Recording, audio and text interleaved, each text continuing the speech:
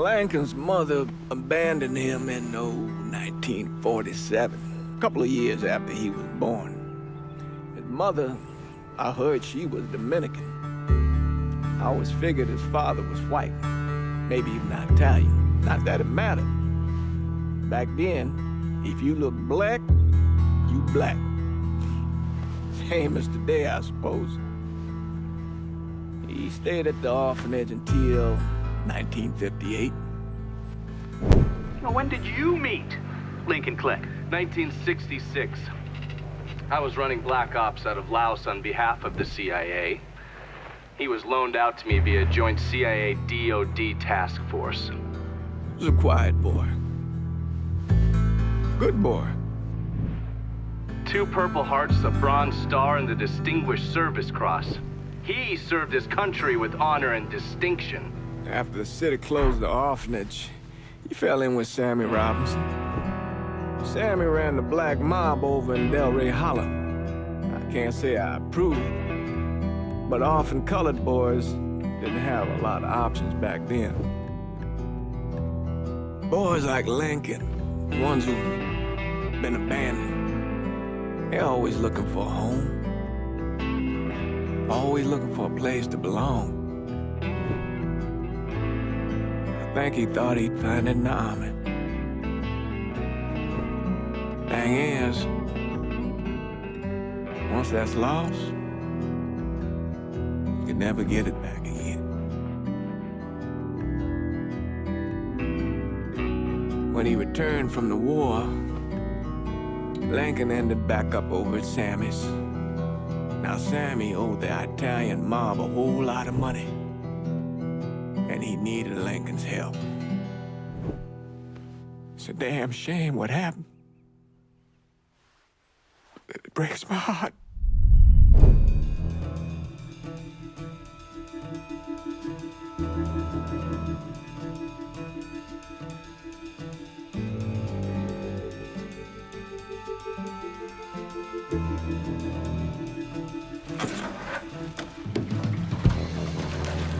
Still say this is the craziest goddamn thing I ever heard.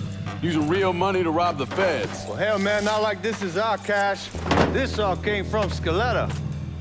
Besides, peanuts compared to what we're gonna haul out of there. Is everything we need to burn? Yeah, that's it. I grabbed the keys to the truck, then we can get the fuck out of here.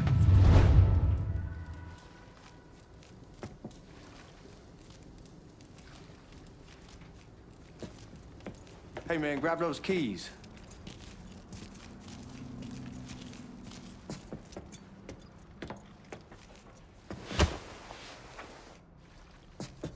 Still not sure about leaving him like this. He came through with the truck just like we asked. Even Chris his partner to make it look good. So if you got doubts, why take the chance?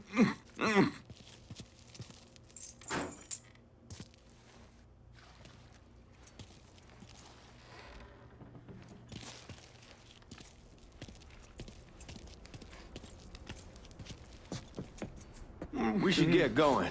You got the keys so you can drive. Come on, let's get the hell out of here.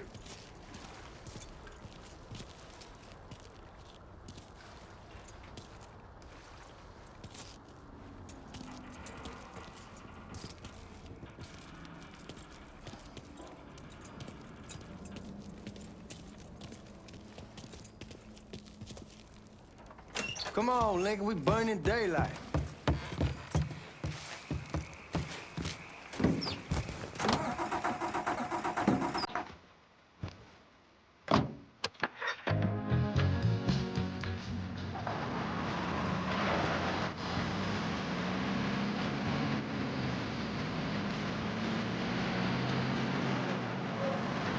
Take it easy heading to town. We don't need the cops crawling up our asses.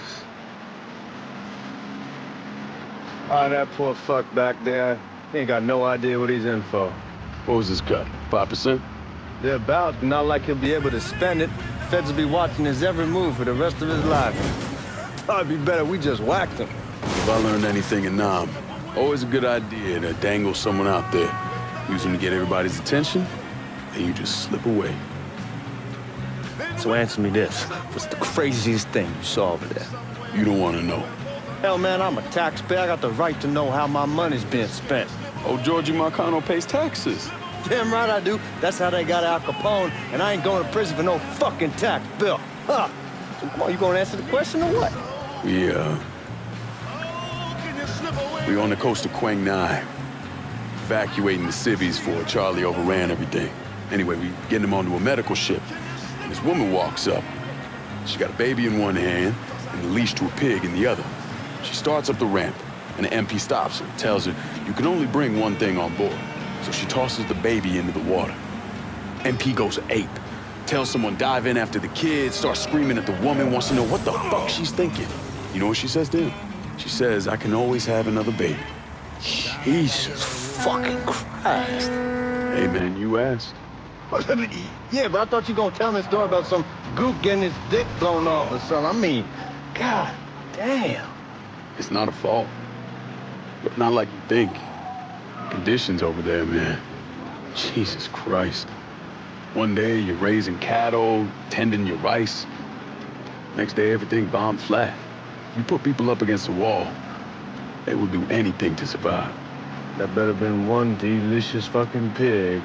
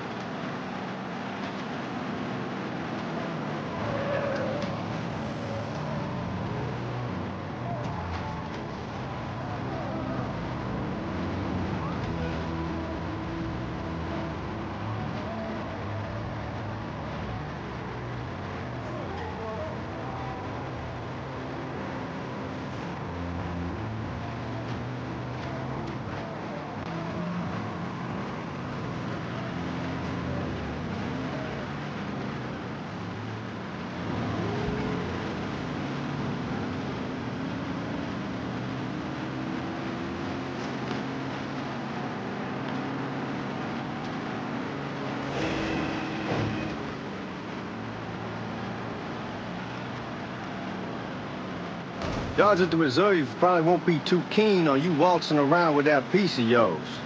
I'll just leave it under the seat.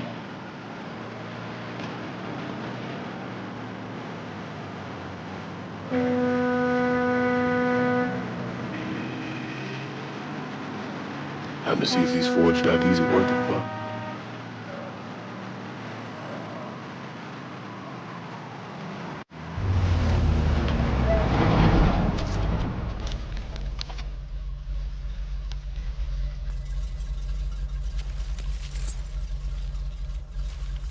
Back it up to the loading dock.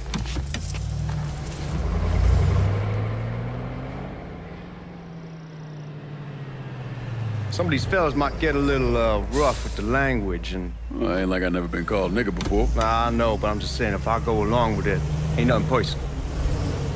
The only thing I care about is getting our hands on that money.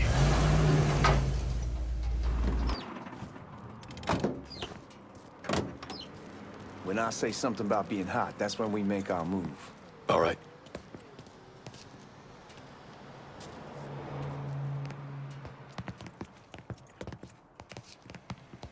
Now, here we go. Put your IDs up to the glass. We're part of the Boeing crew. Hey, what the fuck's this shitheel doing here? Affirmative action. You know how it is. Old country is spinning around a goddamn toilet. You can follow me. As for you, go on and grab those bags off the truck. You'll be carrying them to the burn room. How much y'all bring in? $238,546. Small bills, mostly. I'll have Miss Gale call up to your office when we're done. She'll confirm the delivery. Appreciate it.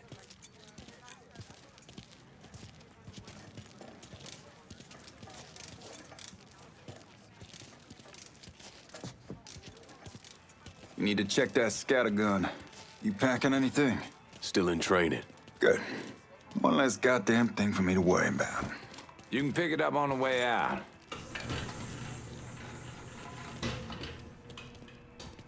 Buying room's down in the cellar. This way.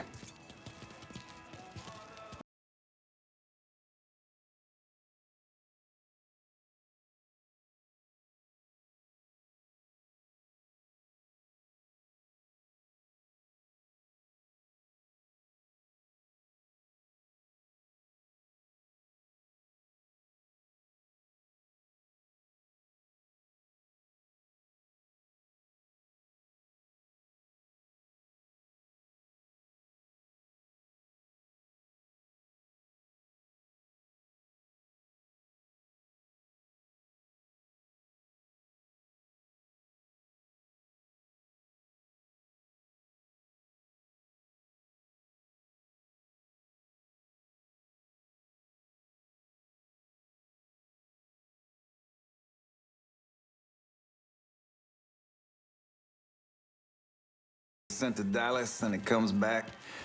It doesn't make a lick of goddamn sense. Here we are.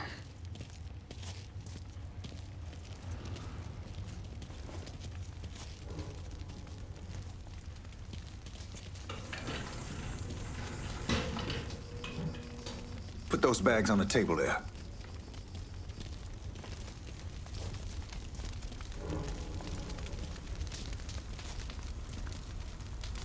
Never done this detail before. Figured it'd be bigger. That gets the job done. Only time there's a problem is when the flue clogs up. Fuck, that's some heat right there. Used to use coal for it, but a year or so back we switched over to oil. Maintains a more consistent flame. Hear some guy come around the house trying to switch me over to oil. Told him I wasn't interested. I never was neither till I saw this. At least with... God, that guy was an asshole. We need to move. Danny and Ellis should be coming up any time now. Give me a second.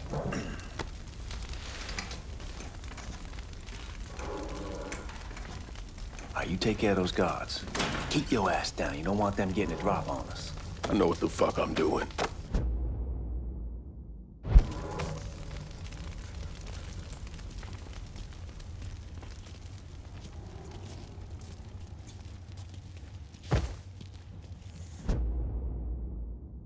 You know that house we've been renting out? Called over there last night.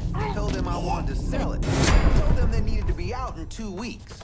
And the man, his name's John, starts laying into me, saying the lease gives them the right to a 30-day notice. That's how he's supposed to find a new place in 2 weeks. So I tell him none of that's my goddamn problem. It's my property, and I'll...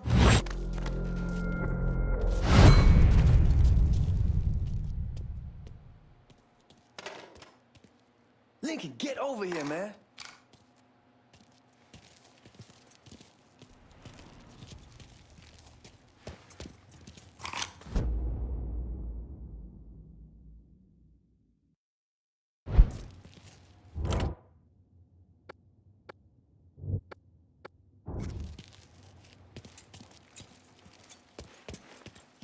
Let's go, man.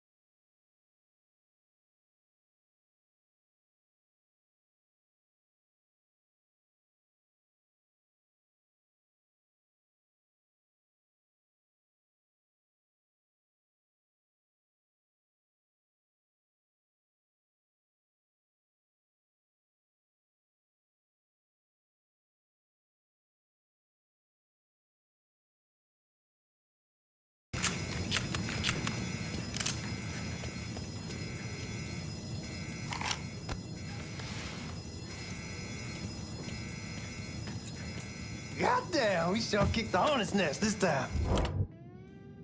Only way we walk out of here is if we get the weapons stored in that armory. Bust the door open. I'll watch our asses. My old man gonna shit a brick when he hears about this. Fuck! Fuck! Come on, open!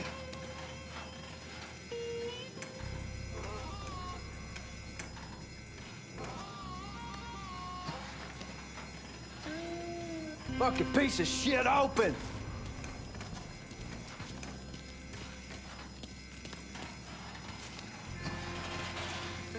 Give me that damn thing.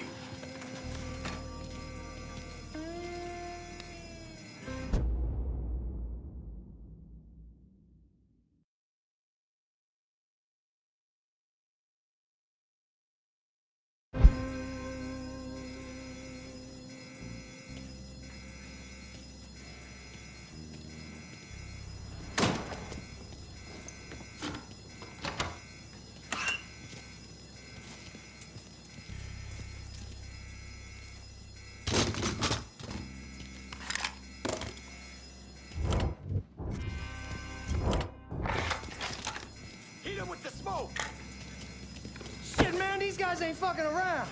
Faced way worse than this over in Nam. Little smoke don't mean shit. Stay close to the vault, watch for the drill. I'll deal with these assholes. Boys, I got eyes on the suspect. Need to get behind something. Well, Sammy had men all over the place.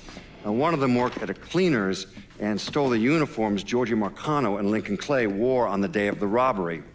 Another one was a janitor at the Federal Reserve, and he provided a rough layout. The robbery of the Federal Reserve was timed perfectly, and none of it would have been possible without the involvement of Sammy Robinson, Lincoln Clay, and the rest of the black mob.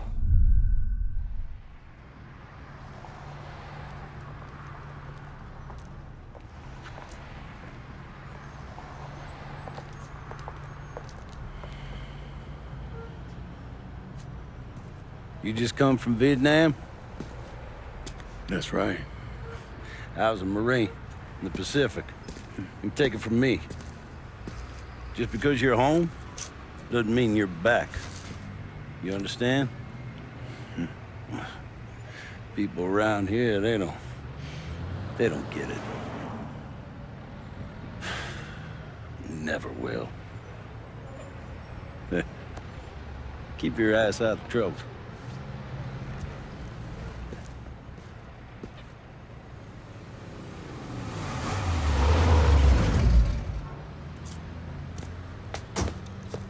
Sorry I'm late.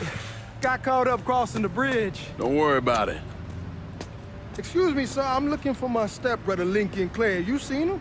He used to get ticked off if you were even a minute late. Kiss my ass. There he is. How was the trip? Being how this is the first time in 4 years and somebody telling me where to go, what to do, or how to do it, it was fucking great. What's new with the old man? Man, don't even get me started on Pops. He used to pull his head out his ass. Same as ever then. Brother, you have no fucking idea. Damn, Ellis. She's looking good. Just like I left her. Man, even I know not to fuck around with your car. All right, come on. I'm ready to go home.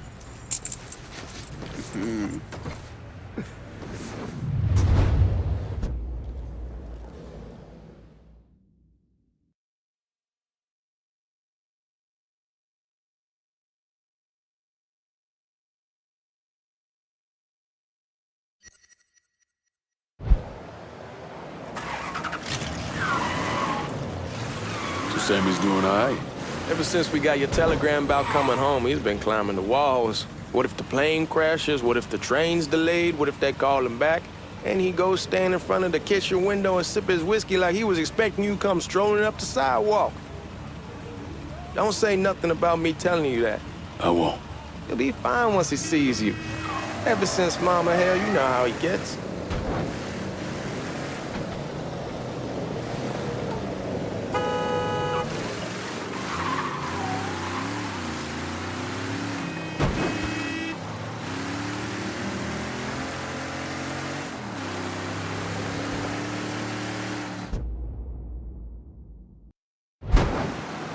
You remember Marty and Ron Langford? Sure. They moved up to Empire Bay a year or so after you shipped out. Started selling weed. They call and ask me if I want something. I say, sure. It's free money as far as I'm concerned. Anyhow, a month back, Marty drops me a line and says they're moving into heroin, that they're looking for a partner down around these parts. Can't imagine Sammy was too keen on that. I never told him about the weed. That ain't nothing to nobody. But this, I gotta talk to him about. I ain't said more than 3 words, and he's yelling about the feds. How we don't need J. Edgar up our asses, and what the fuck am I thinking? Selling dope with kids running around the neighborhood. We ain't selling no dope to no children. Like they got any money to begin with. Fucking around aside, heroin's pretty serious shit. Knew a couple guys over in Nam who were running it. Wound up pissing off the wrong person. Got their throats cut. Shit, man, I know what's what. That's why I'm talking to Georgie about it. There's no way Sal's gonna go along with that. Georgie says he can keep his old man from fighting out. We'll still clear the hollow in Frisco, just selling the French Wall. George's Uncle Lou won't say shit as long as we give him a taste of the action. I don't know, man. George is a cool cat and all, but heroin ain't the kiddie pool. Come in on it with us. I bet he'd agree to a 3-way split. I don't know. I kinda need to lay low a bit, figure some things out. Yeah, all right.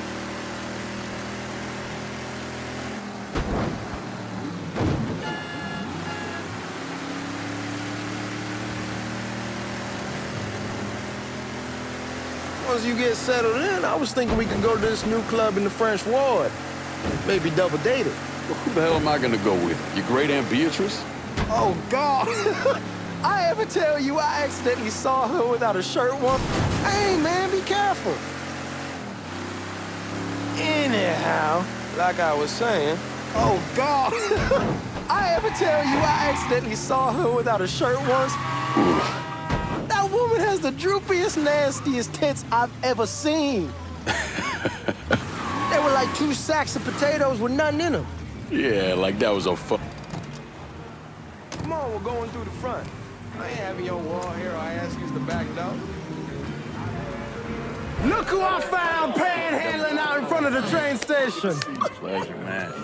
Welcome back, baby. Boy, I send you to bring Lincoln Clay home. Not the big nigger who ate him. Well, shit, old man. I finally went somewhere they knew how to cook. Welcome home, son. How are you? I'll be better once I get some of that shine in me. I always did love corn whiskey. I would like to make a toast. My father used to say that the real worth of a man came from the mark he left on the world. When Lincoln first told me he was joining the military, I was against it. Too dangerous, I say. Let those people fight their own war, I say. But then I realized Lincoln needed to go out and make his mark. And that's precisely what he did. I'm so proud of you. Paul Lincoln! Bienvenue à la maison! Paul Lincoln! Bienvenue à la maison!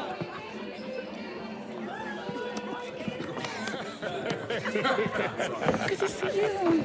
You look so good. Nice seeing you, Lincoln. Oh, I kept you in my prayers. I really appreciate that, Father. Now who wants to get shit-faced? Woo!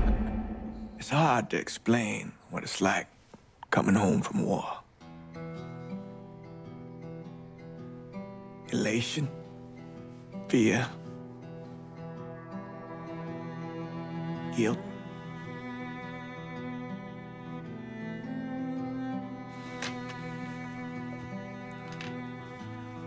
Imagine being trapped in a dark room and there's no way out. And every fear, every nightmare you ever had is in that room with you. And there's no escape from any of it. And then one day, a door opens and you're free to go. Just like that. The thing is, you made your peace with your terror and your fear of death. And now part of you is afraid to leave it behind. But what choice do you have? Every soldier has to walk through that door, one way or another.